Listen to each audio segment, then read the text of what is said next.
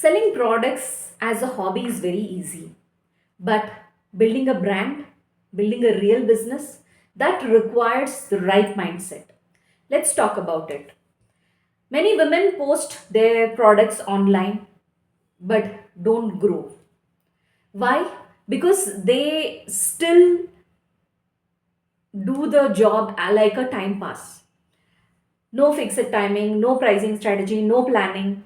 And then they say that the business is not happening, sales are not coming. The truth is, it's not that the business is failing, it is the mindset that you are stuck in, the hobby mindset, the hobby mode.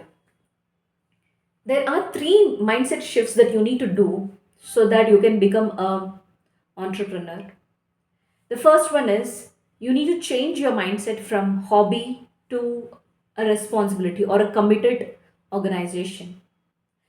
Not I'll do sometime when I get free time I will do it, but you have to change your mindset that I'll make time to do it. This is my work. That should be your mindset, and if you do with that, you will definitely succeed. The second mindset is fear of selling to the confidence of the value of the product that you're going to sell. Don't feel guilty to ask money for the product that you're selling.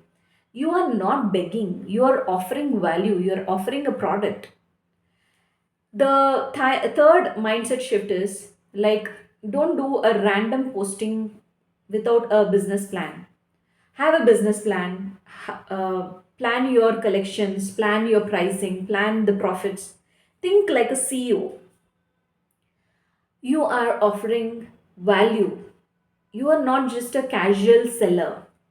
When you upgrade your mindset, that's when your business starts to upgrade too. Come in mindset, and I will send my business affirmations that worked for me when I started my Indian Vogue and eSuthra. Your The business won't grow until you grow. So remember this. All the best to you. Do register for the upcoming masterclass. For that, I have shared the link in the below.